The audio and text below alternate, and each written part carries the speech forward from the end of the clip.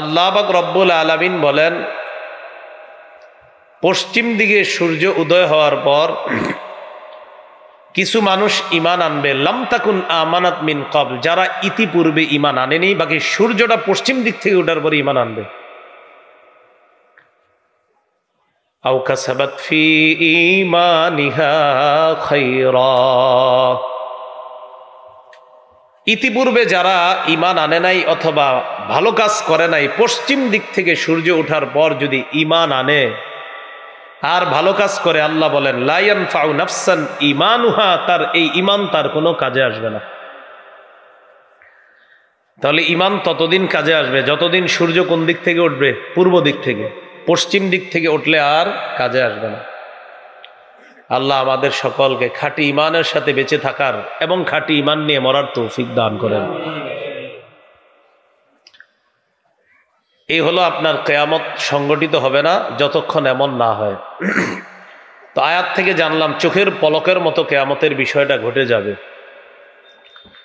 কিয়ামতের ময়দানের বিভীষিকাময় অবস্থার বর্ণনা রাসূল সাল্লাল্লাহু আলাইহি সাল্লাম লম্বা একটা হাদিসের মধ্যে দিয়েছেন। খুব মন দিয়ে হাদিসটা শুনবো আমরা। সহিহ বুখারীর একটা অধ্যায় আছে কিতাবুত তাফসির, মানে তাফসির অধ্যায়, কোরআনের তাফসির অধ্যায়। শিরোনাম বাবু যুররিয়াত মান হামালনা মা নূহ ইন্নাহু কানা আবদান শাকুরা। তোমরা তো তাদের সন্তান যাদেরকে আমি নূহ নবীর সাথে কিস্তিতে ভ্রমণ করিয়েছি, কিস্তিতে চড়িয়েছি। নিশ্চয়ই নূহ আলাইহিস সালাতু ওয়াস সালাম শুকর গুজার বান্দা। এটা হলো শিরোনাম। সহিহ বুখারীর হাদিস নাম্বার হলো 4712 নম্বর হাদিস। এই হাদিসের বর্ণনাকারী সাহাবী আবু হুরায়রা রাদিয়াল্লাহু তাআলা আন, তিনি বলেন, উতিয়া রাসূলুল্লাহ সাল্লাল্লাহু আলাইহি ওয়াসাল্লাম বিলাহমিন ফারুফিআ ইলাইহি যিরা, নবীজির কাছে গোশত আনা হলো। নবীজির কাছে গোশত এনে গোশতের সামনের অংশটা, রানের সামনের অংশ নবীকে দেওয়া হলো খাওয়ার জন্য। ওয়া কানাত তুজিবুহু, রানের সামনের অংশটা নবী খুব পছন্দ করতেন, এই জন্য আপনারাও এটা খাইবেন এই নিয়তে যে আমার নবী পছন্দ করতেন। এটার নাম মহাব্বত। মাঝে মাঝে গোশতের রানের সামনের অংশ খাবেন কেন? এই নবী এটা পছন্দ করতেন, তা আমিও খাই। ফানাহাশা মিনহা নাহশা, রানের মধ্যে একটা কামড় দিয়ে গোশত নবীজি সাল্লাল্লাহু আলাইহি সাল্লাম মুখে নিলেন। তা আপনিও মাঝে মাঝে এইভাবে কামড় দিবেন, যে নবী এমনি হাতে নিয়ে কামড় দিয়েছিলেন। আপনারা তো চিকেন ফাস্টফুড টাস্টফুড ভালোই খান, হ্যাঁ, জায়গায় গিয়ে, তো ওই সময় একটু সুন্নতের মতো পালন করে খাবেন। গোশত কামড় দেওয়ার পর রাসূলুল্লাহ সাল্লাল্লাহু আলাইহি সাল্লাম বলেন, আনা সাইয়্যিদুন নাসি ইয়াউমাল কিয়ামাহ, কিয়ামতের ময়দানে পূর্বাপর যত মানুষ আছে সমস্ত মানুষের নেতা আল্লাহ আমাকে বানাবেন। ওয়াহাল তাদরুনা মিম্মা যালিকা, তোমরা কি জানো এটা কেন, কিভাবে আমি নেতা হব? ইউজমাউন নাসুল আউয়ালিনা ওয়াল আখিরিনা ফি সাঈদিন ওয়াহিদিন ইউসমিউহুমুদ দাঈ ওয়া ইয়ানফুযুহুমুল বাসার ওয়া তাদনুশ শামসু ফায়াবলুগুন নাস মিনাল গাম্মি ওয়াল কারবি মা লা ইউতিকুনা ওয়া লা ইয়াহতামিলুন। কিয়ামতের ময়দানে সব মানুষগুলাকে একটা মাঠের মধ্যে জমা করা হবে। একজন আহ্বানকারী তাদেরকে আহ্বান করবে। কি আশ্চর্যের ব্যাপার! একজনের আহ্বান, একজনের ডাক কিয়ামতের ময়দানের কোটি কোটি মানুষ একসাথে শুনতে পাবে। আওয়াজ শোনার পর সবাই একসাথে তাকাবে। তাকানোর পর ওয়াতাদনুশ শামসু, তাকায় দেখবে সূর্যটা কাছে চলে আসছে। অন্য বর্ণনায় মানুষ এত ঘেমে যাবে, ঘর্মাক্ত হয়ে যাবে, চারদিকে কারো কারো ঘাম ৭০ যিরাআ, ৭০ গজ পর্যন্ত শুধু ঘাম ছড়ায়া যাবে, ঘাম। ইউলজিমুহুমুল আরাকু ইলজামা, ঘাম মানুষকে এমন ডুবাইয়া দিবে, কারো ঘাম হবে হাঁটু পরিমাণ, কারো পায়ের নালা পরিমাণ। রাসূলুল্লাহ সাল্লাল্লাহু আলাইহি সাল্লাম বলেন, কিয়ামতের ময়দানে মানুষ ঘর্মাক্ত হয়ে যাবে, মানুষ ঘামিয়ে যাবে, কারো কারো ঘাম 70 গজ পর্যন্ত ছড়িয়ে যাবে।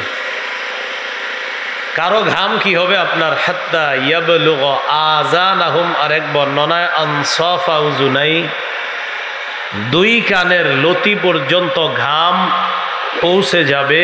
কোনো মতে ঘামের নিচে নাকটা ডুববে আর উঠবে, এইভাবে হাবুডুবু খেতে থাকবে। হাদিসের বর্ণনায় নবীজি বলেন, ফায়াবলুগুন নাস মিনাল গাম্মি মা লা ইউতিকুনা ওয়া লা ইয়াহতামিলুন,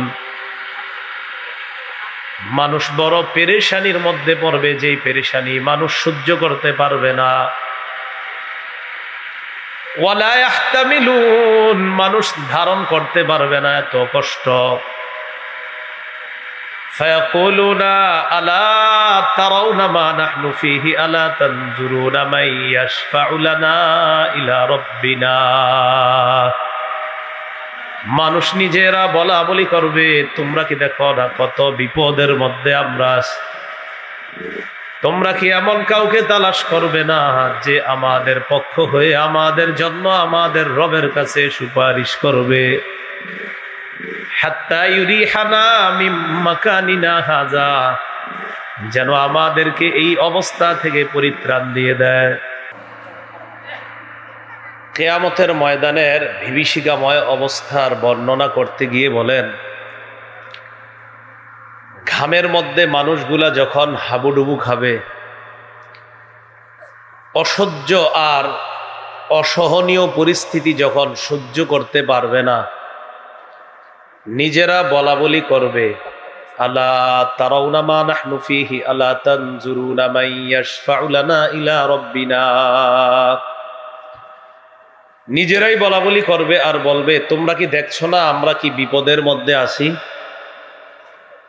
তোমরা কি এমন কাউকে তালাশ করবে না যে আমাদের পক্ষ হয়ে আমাদের রবের কাছে সুপারিশ করবে, যেন আমাদের এই ভয়ঙ্কর পরিস্থিতি থেকে আমাদেরকে উদ্ধার করে বিচার ব্যবস্থা শুরু করে দেয়, এরপর ফয়সালা একটা হওয়ার হবে, কিন্তু আগে এই অবস্থার অবসান হোক।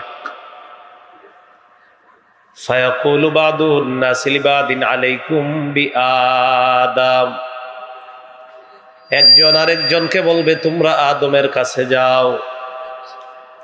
ফায়াতুনা আদম, সবাই আদম নবীর কাছে আসবে। আসার পর বলবে আনতা আবুল বাশার, আপনি হলেন মানুষের পিতা। কার পিতা? মানুষের পিতা। মানুষের পিতা এর মানে কিয়ামতের মাঠে যারা বিপদে আছে তাদেরও পিতা, ওইটা তো মানুষ সবার পিতা।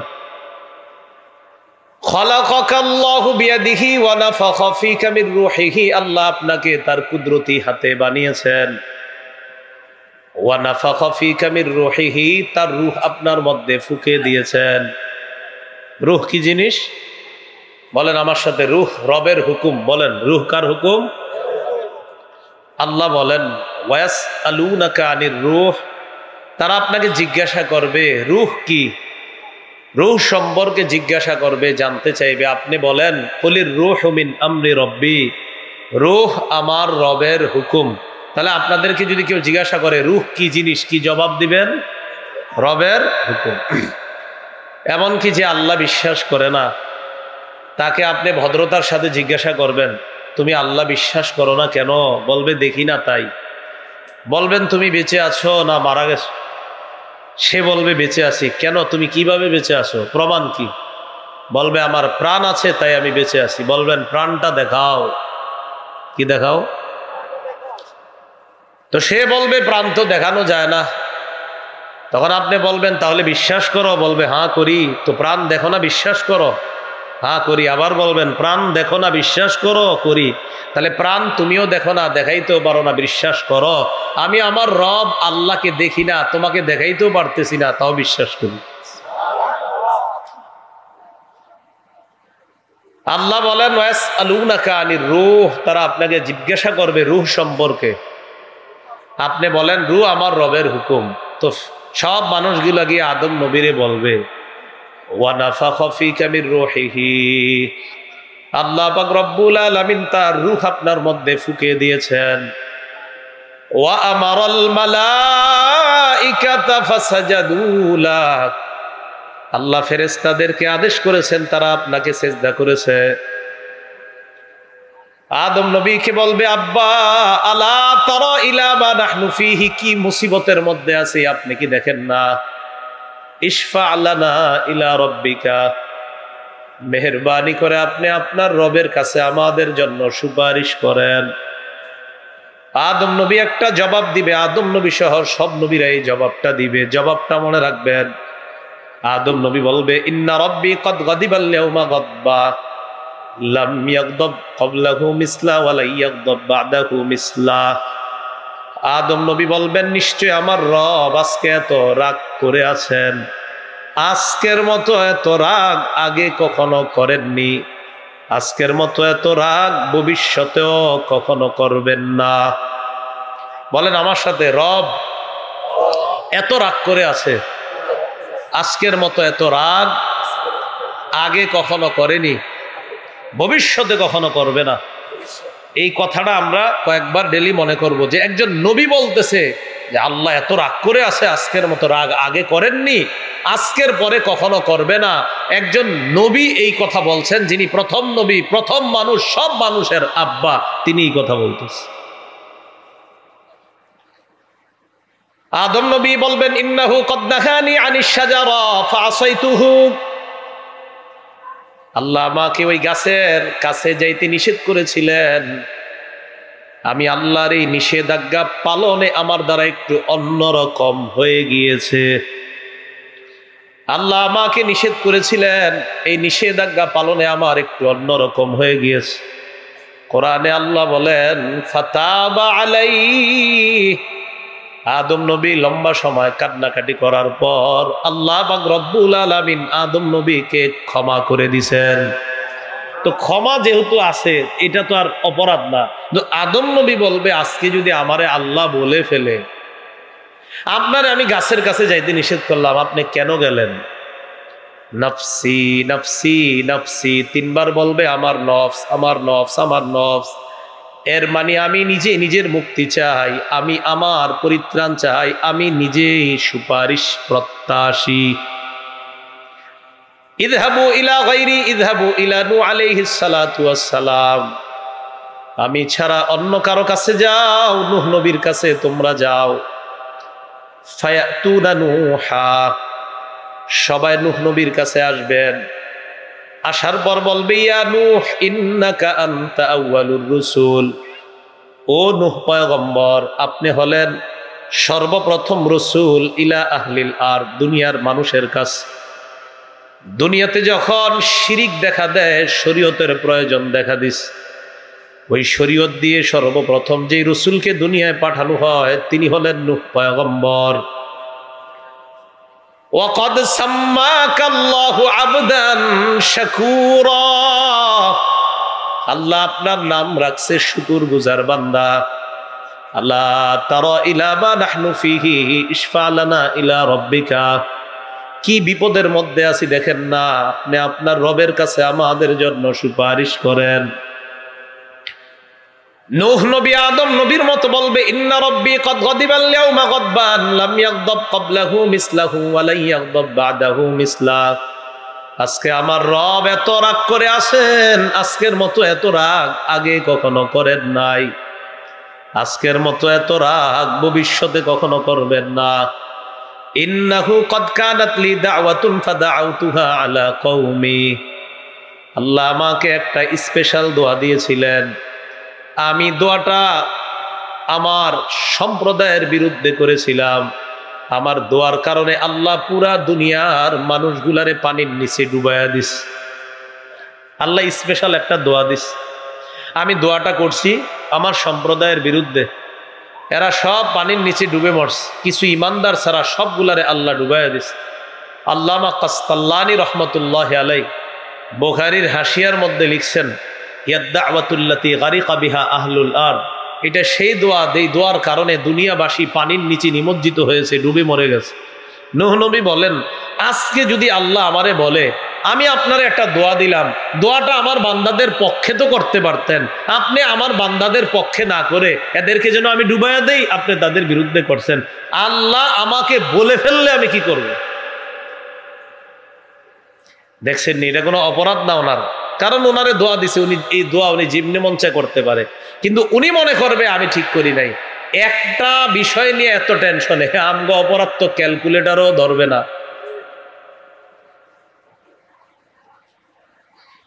নূহ নবী বলবে নাফসি নাফসি নাফসি, আমি আমার পরিত্রাণ চাই, আমি নিজেই সুপারিশ প্রত্যাশী। ইযহাবু ইলা গায়রি ইযহাবু ইলা ইব্রাহিম আলাইহিস সালাতু ওয়াস সালাম, আমি ছাড়া অন্য নবীর কাছে যাও, আমি ছাড়া অন্য কারো কাছে যাও, ইব্রাহিম নবীর কাছে তোমরা যাও। ফায়াতুনা ইব্রাহিম আলাইহিস সালাতু ওয়াস সালাম, সবাই ইব্রাহিম নবীর কাছে আসবে, আসার পর বলবে, ইয়া ইব্রাহিম আনতা নবিয়ুল্লাহি ওয়া খলিলুহু মিন আহলিল আরদ, আপনি হলেন আল্লাহর নবী, আবার দুনিয়ার মধ্যে মানুষের মধ্যে আপনি হলেন আল্লাহর খলিল বা আল্লাহর অন্তরঙ্গ বন্ধু। খলিল অন্তরঙ্গ দোস্ত, তো আপনি অন্তরঙ্গ বন্ধু মানি অন্তরঙ্গ দোস্ত, তো অন্তরঙ্গ বন্ধুর কাছে সহজে যাইতে পারে, কথা বলতে পারে, এটা টেনশনের কিছু নাই। আজকে আমাদের জন্য অন্তরঙ্গ বন্ধু হিসাবে আল্লাহর সাথে একটু কথা বলেন না। খলিল কোন নবী বলেন সবাই? আরেকজন আছে খলিল, বলেন আমাদের নবীকে? মুহাম্মদ সাল্লাল্লাহু আলাইহি সাল্লামও খলিল। রাসূল ইন্তেকালের 5 দিন আগে বলছেন, ইন্নাল্লাহা ইত্তাখাযানি খলিলান কামা ইত্তাখাযা ইব্রাহিমা খলিলা, ইব্রাহিম নবীকে আল্লাহ যেমন খলিল হিসাবে গ্রহণ করেছে, দুনিয়ার মানুষ জেনে নাও আমি মুহাম্মদকেও আল্লাহ খলিল হিসাবে গ্রহণ করেছে। মুসলিম শরীফের হাদিস। এজন্য খলিল কয় নবী হলো? 3 নবী। রাসূলুল্লাহ সাল্লাল্লাহু আলাইহি সাল্লাম তিনি রাসূলুল্লাহ, তিনি খলিলুল্লাহ, তিনি হাবিবুল্লাহ। ইব্রাহিম নবী হলেন নবিয়ুল্লাহ, খলিলুল্লাহ। আমাদের নবী নবিয়ুল্লাহ, রাসূলুল্লাহ, খলিলুল্লাহ, হাবিবুল্লাহ। মনে থাকবেনি? তাহলে খলিল কয় নবী? ইব্রাহিম নবীও খলিল, আমাদের নবীও খলিল, আবার হাবিব। তো সবাই বলবে একটু আল্লাহর সাথে কথা বলেন। ইব্রাহিম নবী বলবে, তোমরা আমার কাছে আসছো, কদ কাযাবতু সালাসা কাযিবাত, দুনিয়ার মধ্যে 3টা বিষয় এমন হয়েছে যে 3টা জায়গায় আমি স্বাভাবিকভাবে কথা না বলে একটু অন্যভাবে বলেছিলাম।